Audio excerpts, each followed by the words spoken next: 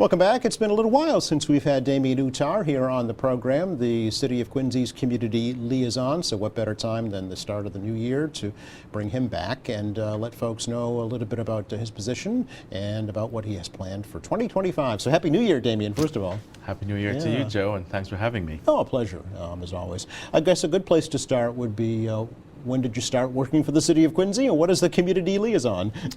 So I started, actually, the position became active on June 5th of 2023. Okay. And the role of community liaison, really, it's a bridge between multiple stakeholders, the primary stakeholder being the residents of Quincy, and really working to ensure that folks have quality access to the services that are provided here, addressing barriers as they come up. There are many barriers that sometimes make it such that folks are just not getting that access. And so part of my job is to work with other departments and agencies to address those barriers and learn from some of those experiences, right, so that way we decrease those barriers over time. I know that a big part of initially your goal was to just listen, right? Yes. To really go around to the city, both within the government and in the community, and just listen and find out what the needs were. Indeed. Yeah. And that was quite successful. You know, the first year, just an active listening tour, I refer to it as, and folks, they spoke. Okay. And so I was able to learn a lot. Quincy is it's a great city. There's so many folks who have lived and worked here for decades. You know, I've met folks who have been working here for 40 and 50 years. Some folks have been living here for 60 years, and just hearing from them. And it's a very diverse city. It is spread out, as you know, into about 6 different wards. And it's a bit of a mosaic of different cultures and subcultures. And it was just a wonderful experience, and it continues to be a wonderful experience, just listening and learning and you know, just getting that historical perspective. And quite frankly, that is an activity that I will be continuing for the duration of time, because things change. And Sure. you know, being the 7th largest city in the Commonwealth with almost 102,000 people, that's a lot of listening and a lot of touring. So I'll be doing that for the foreseeable future. It's important to point out, though, that you yourself are a product of the city. Right? I am. Yeah. I am an immigrant. You're a part of that fabric. Indeed, Yeah. absolutely. I'm an immigrant to the city. I've lived here now for 24 years. And you know, I'm honored and humbled to call it home. Yeah. And now to serve the city. Yeah. Have you learned things through this role about the city that you didn't previously know? Yes. One of the major things that I learned was the, and pardon me, I may be butchering it a little bit, but the first lady from, I believe it was it Sierra Leone? She came here and talked about the history between, I think it was John Adams or John Quincy Adams, and he provided pro bono legal services to a slave that was captured from Africa and brought here. And you know, that's a rich piece of history that I think needs to be told more often. Yeah. Things of that nature needs to be told more often. Yeah, it was President John Quincy Adams Yes. Defending the slaves aboard the ship, the Amistad. Yes, indeed. Successfully, actually. Absolutely. Yeah, and as you mentioned, for free. Yes, indeed. Yeah. So that was a very heartwarming lesson to have learned. Sure. So what would you consider kind of some of your major accomplishments so far? As I mentioned, the listening tour. Yes, right. Also, from a more tangible standpoint, we've created a link to the city's website. Yes. So the role now has become a lot more visible, and we're seeing that in terms of day-to-day operations. We're getting a lot more phone calls, a lot more emails, because there's a link to the role on the city's website. Great. So folks are learning about the role that way, and they are utilizing that link and reaching out. Some of the other accomplishments is just really having that visibility throughout the city, and also developing strong partnerships with a number of departments and agencies throughout the city. And some of those departments is the health department, the police department, community police, or library, Manatee Community Health, Bay State Health. And in fact, right now we are meeting, there's 5 departments that we meet all monthly at the library, myself, the police, Manatee, and Father Bills. We meet regularly to discuss issues and challenges, and we brainstorm solutions. And the health department, we work quite regularly regarding if they're having challenges in terms of some of their day-to-day operations. Some of the folks that they serve have social, emotional, or sometimes mental health challenges, and they need that extra assistance in terms of trying to bridge some of those challenges. And so they will reach out, and I go along with them to do some of the inspections. And so those are real tangible ways in which the role has been utilized. Yes. I'm also developing a lot of relationships with community groups, and just being aware of what they're doing and supporting some of what they're doing as well. And just, again, like I said, having that sense of visibility and responding to people in a quick and sort of a timely way has been some of the achievements thus far.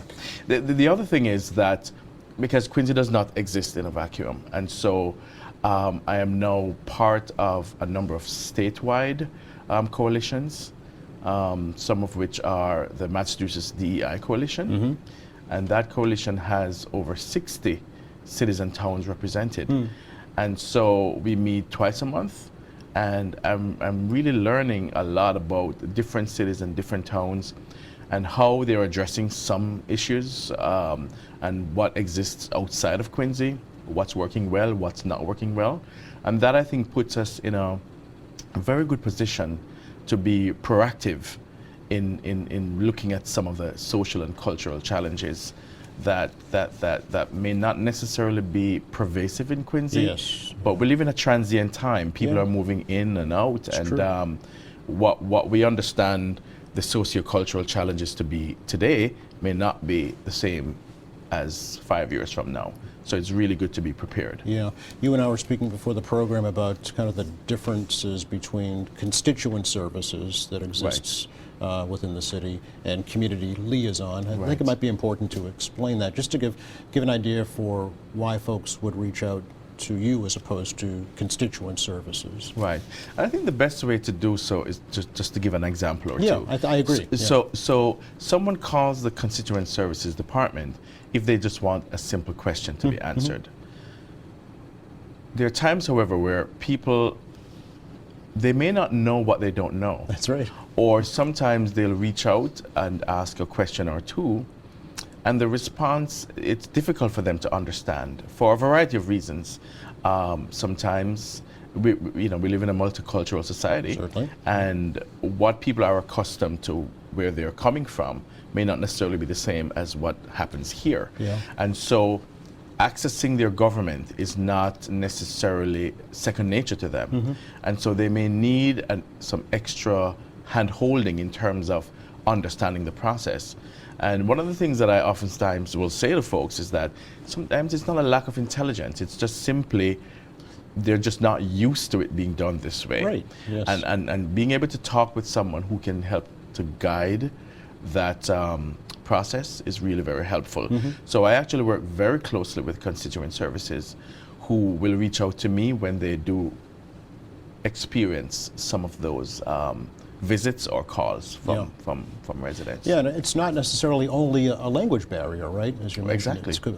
it's a cultural barrier. So Absolutely. they may be thinking that their problem needs to be addressed by one department, but in actuality, it's a totally separate department. Absolutely. Yeah. And I mean, I've gotten calls from individuals who are having sort of landlord issues or housing issues, and they're from America, but they're just having difficulties navigating. I tell people a lot that navigating governmental systems can be very daunting.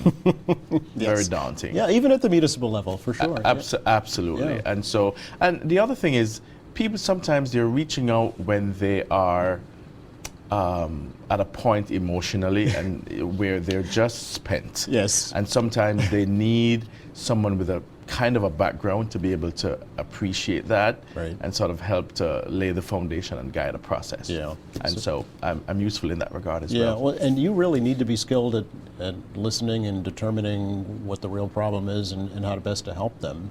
Absolutely. Yeah. And let me just end that part by saying that sometimes people just need to vent. And so it's not necessarily that they are looking for tangible answers, Right. but it's just more that they want a space to vent. And so I can provide that as well. Yeah, absolutely. Yeah, yeah. The bar side chat, if you will, right? Indeed, indeed. Let's talk about some of your goals for 2025, if we can, Damien. Yes. So one of the goals is to really continue Okay. listening and learning. And there are some other goals around that are more tangible. As you and I were speaking before coming on air, that there are lots of wonderful things happening in the city of Quincy. But part of the problem is that it's not reaching, the information about it's not reaching as many folks. Folks who are plugged in to the systems, folks who are plugged into QATV and Yes. Quincy Sun and so on, they're hearing about it, but Right. there are lots of people who are not. Right. And so part of my goal is to work with stakeholders to build out different platforms to be able to connect with a broader audience so folks can hear and know what's going on in the city.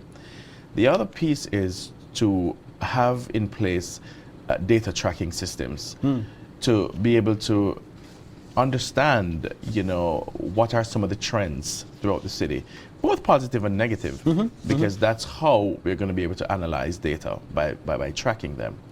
And the third part is to really have using technology to create systems that are interactive, so folks can give feedback. Yeah.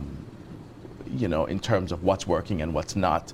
So not only are we putting information out, but that the public have the opportunity to react and respond. So it becomes a two-way communication Okay. rather than just us pushing things out. Yes. I want to be able to have a platform where people can respond and even give ideas. Okay. So in person, are you thinking, or virtually, or both? Or? Both. Okay. Because that's one of the things that we talked about as well, that not everyone accesses technology for a variety of reasons. Either they don't have access, or it's just a time management issue. They have these gadgets, but they just don't have the time. Right. Okay. And they don't have a young person to help them True. navigate as well. But there are so many new people coming in Yes. all the time. They might not even know where to go to access the information. Right? Exactly. Yeah. So how do you deal with that? Do you position yourself in the lobbies of new apartment buildings and hand out flyers? Or? Well, one of the things that I have been doing, and I will continue to do so, is just literally, I think the last time I was here, I talked about the difference between outreach and inreach. Yes. And, outreach is what a lot of us do. We put information out. But in order to ensure that that information is properly assimilated, you have to be in the spaces that you're putting the information out. So one of the things that I have been doing since I began this role is to physically be in the community. Okay. So, I'll sometimes be at a coffee shop, or I'll be at the library, or wherever there's a community space. Sometimes I'll just sit there Yes, sir. and I just get my computer out and I just do some work, Yeah. but I'm physically there and I'm observing in real time. And sometimes I just introduce myself to Oh, groups okay. of people Yeah. and just have a conversation and tell them who I am. Is that right? And Yeah. so it's the sort of old-fashioned sort of boots on the ground Yeah. and just connecting with people. Yeah. A significant part of this role is being physically out and about and connecting with people face to face. Word of mouth is still the best form of Indeed. advertising, right? Absolutely. Speaking of being out and about, there are two events coming up Yes, that indeed. you'll be out and about at that we want to let folks know about, right? Yes. Yes. And that will be the Martin Luther King breakfast. Yes. Being sponsored by the city. It will be at the Terrell Room, January 20th from 8:30 a.m. to 10 a.m. And the Tyrrell Room is 254 Quarry Street, right here in Quincy. And the main speaker will be former Boston Police Commissioner William Grass. Yes. Just to let folks know. Yes. And then there's a second event being organized by a community group, a local group here in Quincy, Stand Out Quincy for Black Lives. Right. This will be at the United Parish Church here in Quincy Center, and that will be from 2 p.m. to 3:30 p.m. So That check same day. one or both of them out. Okay, very good. And you'll of course be at both. I will be present, yes, as well for yeah. both. The breakfast series. Have you met the former police commissioner in the past, William I have Grass? not. This will Okay. be my first time meeting Okay, him. all right. Yes. Do you think there'll be some kind of a way to connect with him for going forward to help here in the city, perhaps? I don't know. Well, I will be meeting him that morning, and we'll see where we go from there. Okay. Are you concerned, Damien, with, you've probably heard about recently kind of corporate pushback against some of their DEI policies. I know that your position came about as a result of a discussion about DEI issues here in the city.